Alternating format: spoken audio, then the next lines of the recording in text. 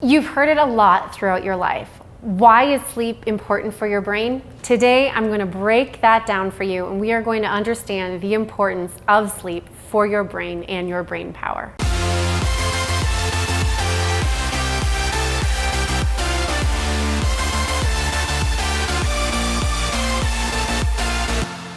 Well, the first question is, why is sleep important for our brain? I mean, what happens during sleep? While this confounded researchers for many years, from a brain-based perspective, we know a certain amount about what is happening. First of all, during sleep is when your brain clears out toxins, when it takes away the garbage, when it rejuvenates itself. It's also when your hormones start to circulate and activate for things like growth hormone that come and fix tissues and make things better in your body and help you grow muscle and repair damaged or, hurt tissues, as an example. But it's also, sleep is such a critical time for when you actually learn. And so sleep is when your brain takes the new information from the day and assimilates it into existing knowledge networks, because what we know is that knowledge is really just the memory of having learned something. And so it's during sleep that you actually do all of your learning, most of your rewiring, and all of your rejuvenating processes so that you can be fresh for the next day. Sometimes I get asked, what happens when I am sleep deprived? What happens if I lose sleep? Does this hurt my brain?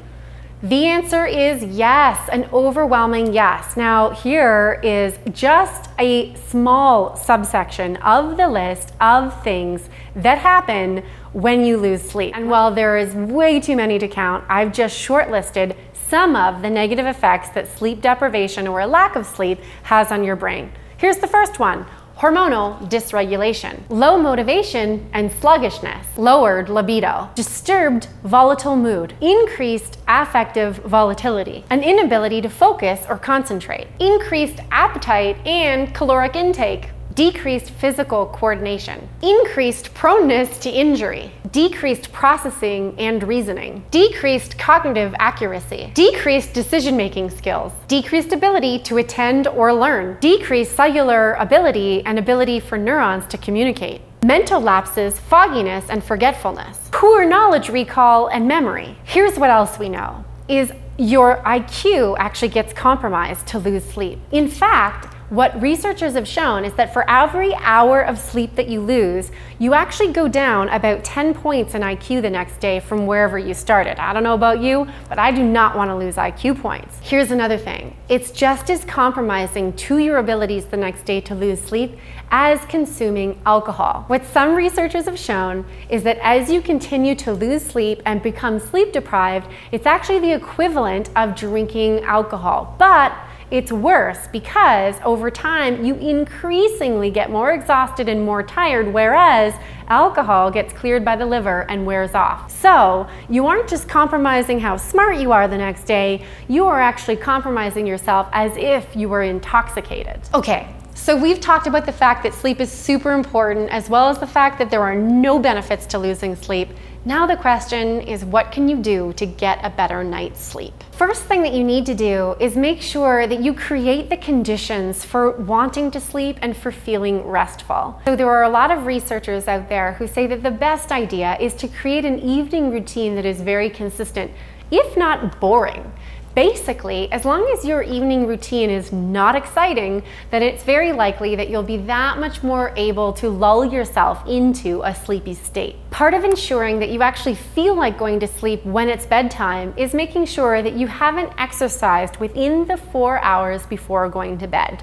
While we love exercise when it comes to brain-based behaviors, the idea is that if you exercise too close to bed, it's going to be very hard to get yourself relaxed enough to actually want to go to sleep. Another thing to make sure to do is not to eat within 3 hours of going to bed.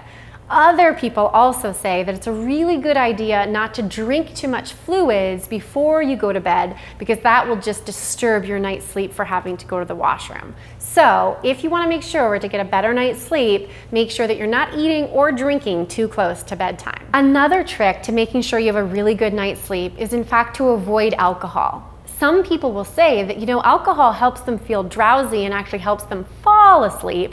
However, we know that alcohol metabolism actually disrupts your sleep. So even if you don't wake up in the night, what we know is your sleep isn't going to be as deep if you've consumed alcohol the night before. Another thing you can do to make sure that you are getting the best possible night's sleep is to avoid screen time right before bed. What we know is that screen time, whether on your mobile device or your television, that blue light that really reflects back into your eyes, activates what we call the pineal gland.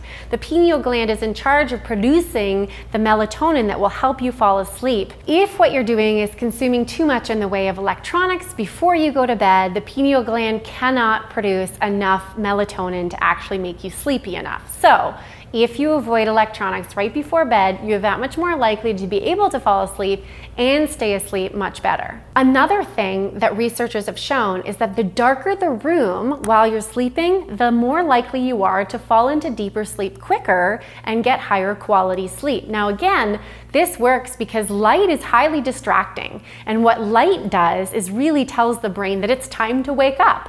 And so if you can sleep in a room that's fully black out, then what you're allowed to do is sleep a lot deeper. Now, if you're like me and you travel a lot and you cannot control what blinds or curtains are on the windows, what I do is I sleep with a night mask that is oversized so that it's almost as if I'm traveling with my own little blackout curtains. Another thing that will help you get into a deeper sleep and stay in a deeper sleep is if what you do is turn the temperature lower. It turns out that the lower the temperature in the room when you're sleeping, the deeper you will get into sleep and the longer you will stay undisturbed in your sleep. Another thing you can do to make sure that you are getting into the best possible sleep is to have a white noise machine or some type of repetitive background noise that you're not actively listening to so that you can get asleep and stay asleep. And noises, especially if you live in a really densely populated area or if you live downtown, or if noises, you're a really light sleeper and noises really bother you,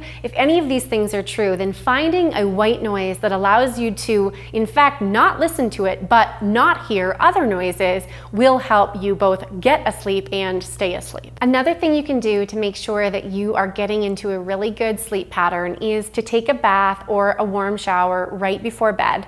This will allow that the oils come off your skin, but it's also a really good tell for your brain that it's time to wind down and the end of the day has come. So if you want to get into a deeper sleep, have a really nice warm bath before you go to bed. Now, if like me, you travel a lot and you find that different time zones or different environments really disturb your ability to get to sleep, one of the things that I do, which is not habit forming and really helpful, is to take a melatonin.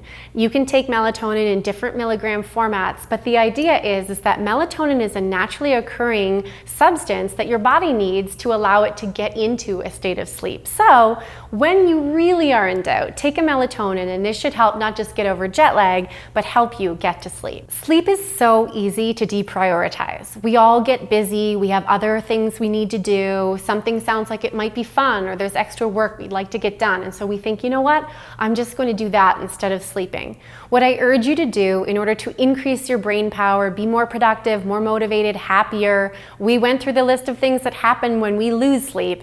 If we want to avoid all of that, the best thing to do is to prioritize sleep first in your life.